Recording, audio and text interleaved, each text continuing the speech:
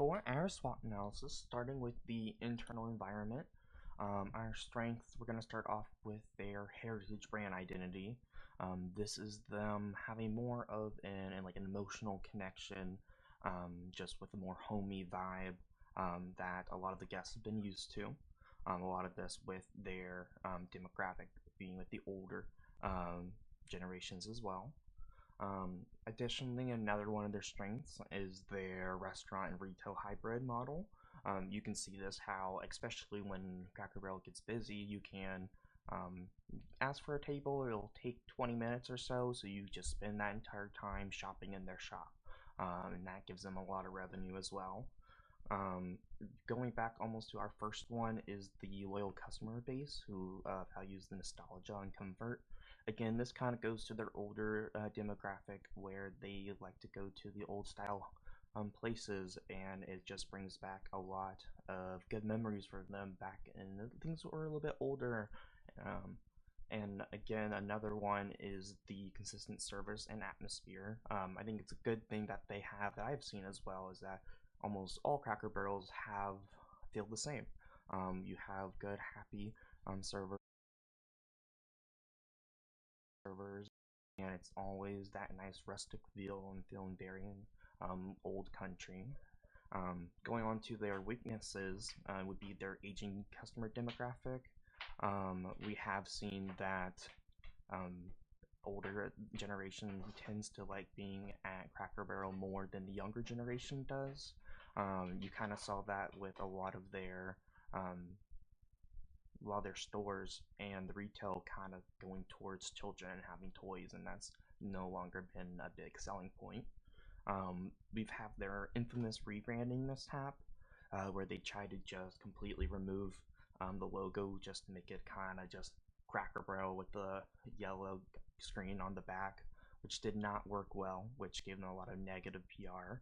Um, we also have to acknowledge the rise in food and labor costs, as that's been something affecting the entire world in America, and so that has caused for an increase in prices and kind of a decrease in how well everyone is done. Um, and then they also have a lack of technology presence in use, going back to their aging customer demographic. A lot of the older generations like Cracker Barrel, and so they aren't so used to using technology, and so Cracker Barrel hasn't really tailored to that area. Going forward to our external environment, there's a lot of opportunities they could do. They can modernize their brand through small adjustments. Instead of just changing their entire logo, maybe they slowly include more more technology in the retail base. They have like an actual online shop you can go to and get stuff ahead instead of it always being in person. Um, Along with that, you can expand their digital platforms, kind of doing the same thing where they just have a store online. You can go to the Cracker Barrel website to go ahead and check out their shop instead of always having to go inside. This would also help extend the online retail growth too, just to give them a little bit more revenue. Um, I think they can definitely use the nostalgia marketing to retain loyal customers as well. There's still a lot that Cracker Barrel can do for the older generations and just making sure they still feel important and used there. A rising Some of the threats we'll run into is of course still the rising food and labor cost. Everything in the economy has been going up, and so the prices have gone up, and if service isn't reflecting that, it can cause an issue for Cracker Barrel.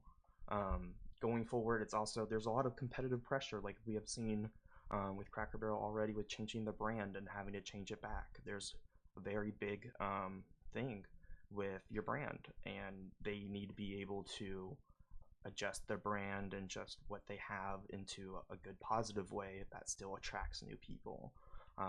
They can also switch over to healthier and faster casual options, is another issue. A lot of the country are going towards having healthier options, and Cracker Barrel is kind of known for more kind of that greasy fried food that's country style, which a lot of the new generation may not enjoy. Going back all to um, the brand backlash they had just with changing their brand logo too drastically and no one liking it. They did have a lot of bad PR and a lot of bad takes from social media and online not liking them. And that is another issue that they would have to I run have two into. graphs here. And this first graph is the 2023 financial metrics comparison. Blue is Cracker Barrel, green is industry average, red is Darden, aka Olive Garden, and purple is Texas Roadhouse. As you can see from these first three, Cracker Barrel is doing the worst out of all three of those.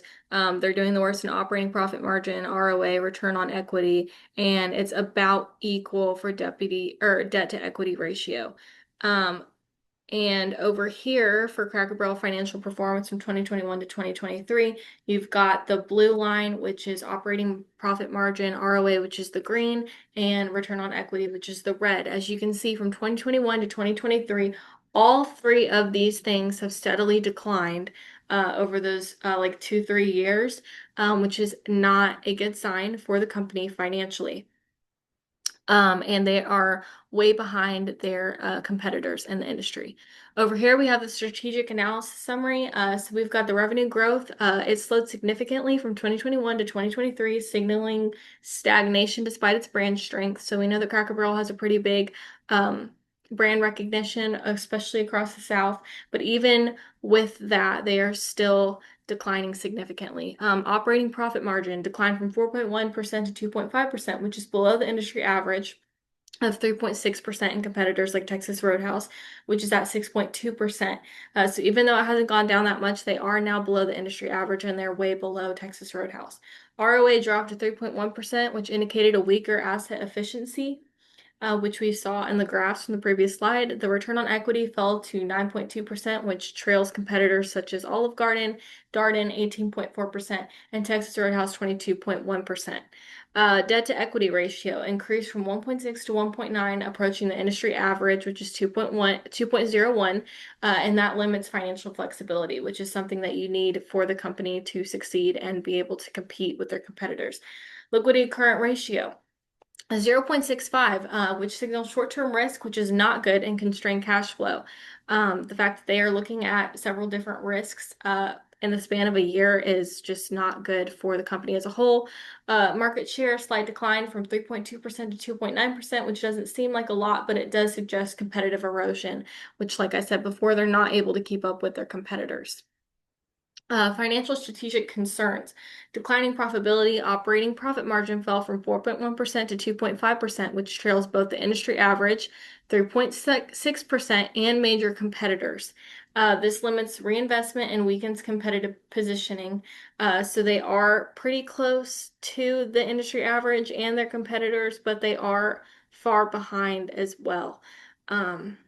In terms of being able to compete. Weak returns on capital. ROA and ROE have steadily declined. This signals inefficient use to assets and reduced shareholder value, as we talked about before. This could turn away future investors and limit future capital access.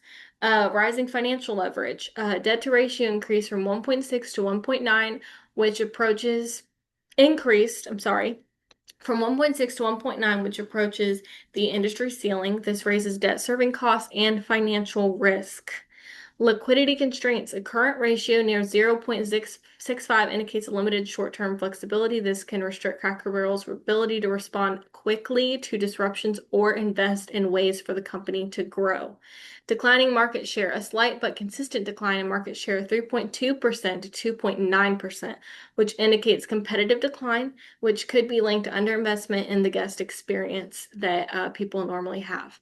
I'm going to let my other group members do the strategic concerns and the recommendations. And yeah. Hi, I'm Tabitha Spears. The company's core strength of having restaurant and retail store format with a loyal customer base can be leveraged with the opportunity to grow its digital and off-premises sales. The opportunity is in modernizing the customer experience and expanding e-commerce, allowing the loyal customer base and potential new customers to engage with the brand's unique retail offerings online while ordering takeout or delivery. The concern is that if Cracker Barrel does not effectively capitalize on this opportunity, its competitors will gain market share and its established format will become less relevant to modern customers. An important weakness is a significant decline in guest traffic, coupled with a lack of advertising and an underdeveloped online presence. Net income has fallen significantly, and the company is facing financial pressure due to high fixed costs. This is a major concern because declining traffic directly impacts revenue and profitability. The lack of an effective advertising strategy and a weak online presence mean the company is failing to communicate its value to potential new customers and is losing ground to competitors who are actively using promotions and digital marketing. An important threat is the intense competition within the casual dining segment and changing customer preferences. Competitors are numerous and actively engage in digital marketing and promotions, while consumers are becoming more value conscious and choosing to cook at home due to inflation. The concern is if Cracker Barrel can't adapt its brand image and offerings to appeal to a wider demographic, its existing customer base will continue to decline, and the competitors and inflationary environment puts immense pressure on pricing and quality, making it difficult to retain customers who are sensitive to both. The strength of Cracker Barrel's low customer base and integrated retail restaurant concept can address the threat of intense competition and changing customer preferences. The company can leverage its strong existing customer relationships and unique atmosphere to distinguish itself from competitors and can be modernized in terms of menu quality, service, and digital integration rather than fundamentally changing the core identity, which would alienate its customer base. This strategy aims to retain its current diners while making targeted, relevant improvements to attract a broader audience, directly combating competitive threats and changing preferences. So, hello everyone. So, two recommendations. First one, pretty much a digital loyalty program. So this is pretty much Cracker Barrel. We know that it's losing just younger customers due to the lack of modern digital experience. Everyone's on their phone nowadays. So here's the solution. It's pretty much to create a unified, something everyone can be on, digital rewards app, which every successful company now uses to pretty much collect points and redeem its rewards, right? So the app features a couple of things that it'll include are like, for example, online ordering, store locator, and of course, the loyalty offers. So this both, by the way, we both have to keep the digital and the in-person rewards to satisfy both all age groups. Obviously, the younger generation and the older generation that already continues to go over there. So the pilot test in these, what we must do is really just kind of pilot test these in certain cities, maybe for like 6 months before nationally rolling them out throughout all the nations. And so what we probably estimate this will cost us is $2 million for both the developing and the marketing. And what we expect to get out of that after investing our $2 million in there is we expect to get 10% in repeat visits and also a stronger appeal to younger customers. Of course, with younger customers and social media and everything nowadays, if we are digitally stronger, we have a better presence online, then it'll appeal to more younger customers. Therefore, we can kind of take advantage of the fact of like restaurants going viral or certain ideas like that. That will genuinely help us out a lot.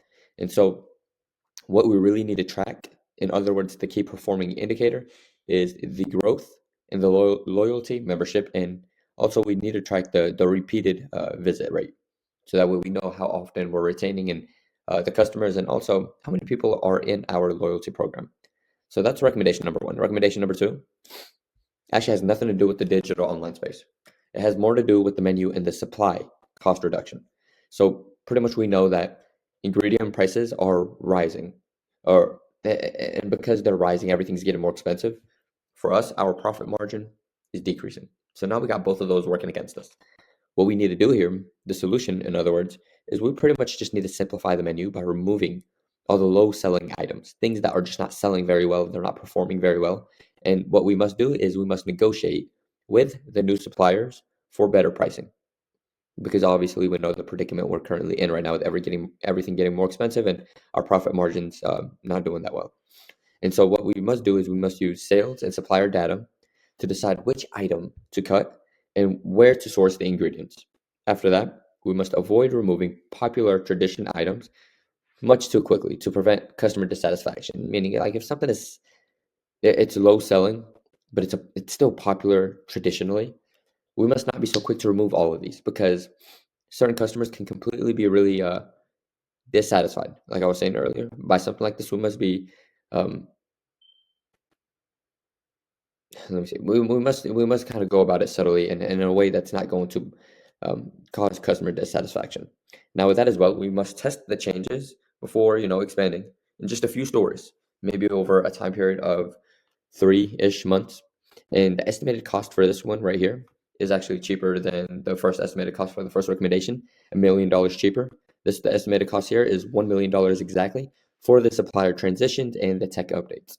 And what we expect in return is 5% reduction in food cost and the financial ability of us to be stronger. And here's what we really want to track to make sure that we are on pace with our goal. What we really want to track is the food cost percentage while maintaining.